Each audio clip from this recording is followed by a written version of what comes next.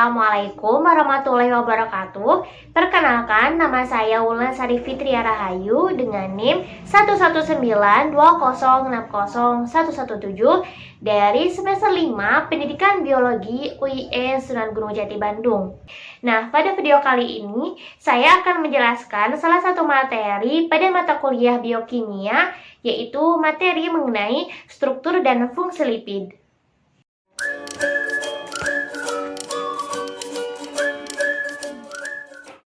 Banyak orang yang menyangka bahwasannya lipid ini sama dengan lemak, namun ternyata keduanya itu berbeda. Hal ini karena lipid ini memiliki cakupan yang lebih luas daripada lemak.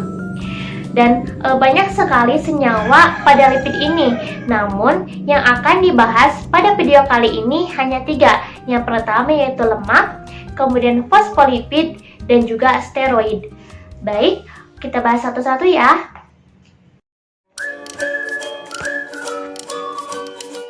Yang pertama yaitu lemak, atau dalam bahasa Inggrisnya disebut dengan fats. Lemak ini merupakan zat yang terbentuk akibat dari kelebihan kalori dalam tubuh.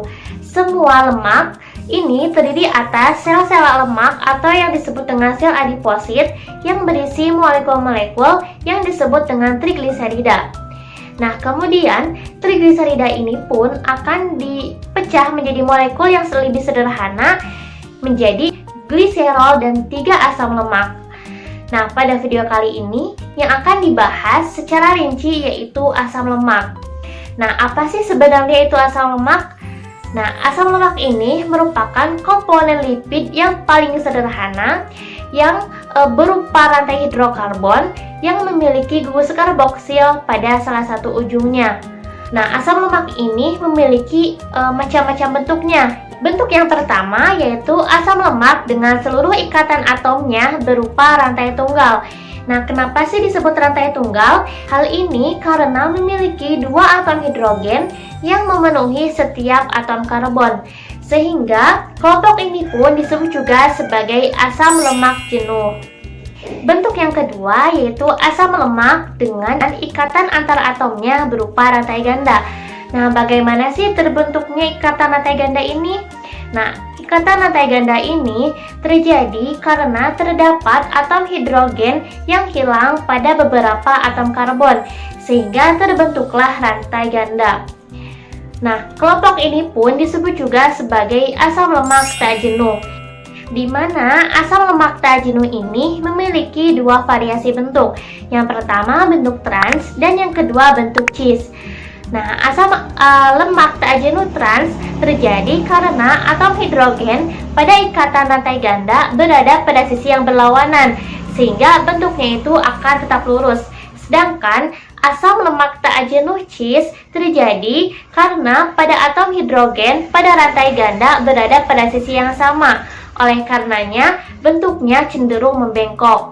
Maka dapat disimpulkan bahwa asam lemak ini terdiri atas asam lemak jenuh, yang kedua asam lemak tak jenuh trans, dan yang ketiga asam lemak tak jenuh cis. Nah, selanjutnya adalah penamaan asam lemak. Diketahui bahwasanya seringkali terdapat beberapa kode dan angka yang dicantumkan di belakang nama asam lemak. Nah, untuk angka yang pertama menunjukkan jumlah atom C yang dimiliki asam lemak tersebut. Dan angka yang kedua menunjukkan jumlah ikatan rantai ganda. Dan yang terakhir ada simbol omega yang menunjukkan letak rantai ganda pertama bila dihitung dari atom karbon paling belakang.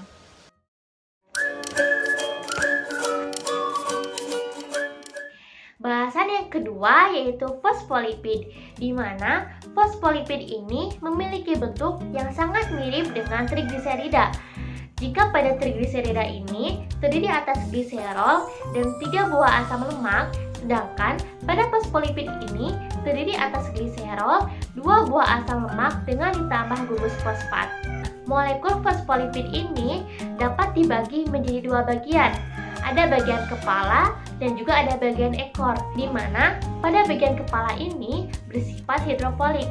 Artinya bagian ini suka dengan molekul air, sedangkan untuk bagian ekor itu bersifat hidrofobik.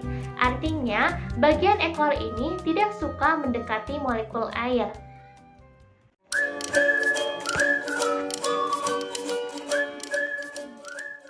Yang ketiga adalah steroid, di mana steroid ini memiliki bentuk yang sangat berbeda dengan senyawa lipid sebelumnya, di mana pada sebelumnya itu berbentuk panjang, sedangkan pada steroid ini cenderung bentuknya itu membulat. Nah, sebenarnya apa sih itu steroid? Nah, steroid ini merupakan molekul nonpolar yang memiliki 4 buah cincin dengan rantai samping yang bervariasi. Contoh steroid yang paling banyak ditemukan dalam tubuh adalah kolesterol, di mana kolesterol ini merupakan salah satu steroid yang paling dasar yang dapat dibuat menjadi steroid lain dalam tubuh, seperti dari bentuknya berbagai hormon kelamin dan juga garam empedu. Apa sih fungsi lipid itu? Nah, fungsi lipid ini yang pertama sebagai sumber energi, yang kedua sebagai cadangan penghasil energi, yang ketiga sebagai penyimpan energi, yang keempat sebagai pembentuk hormon, yang kelima sebagai pelarut beberapa vitamin, yaitu vitamin A, vitamin D, vitamin E, dan juga vitamin K. Yang keenam yaitu sebagai isolator panas, yang ketujuh sebagai pelindung organ penting, dan yang terakhir adalah sebagai ciri kelamin sekunder. Sekian video dari saya. Terima kasih. Wassalamualaikum warahmatullahi wabarakatuh.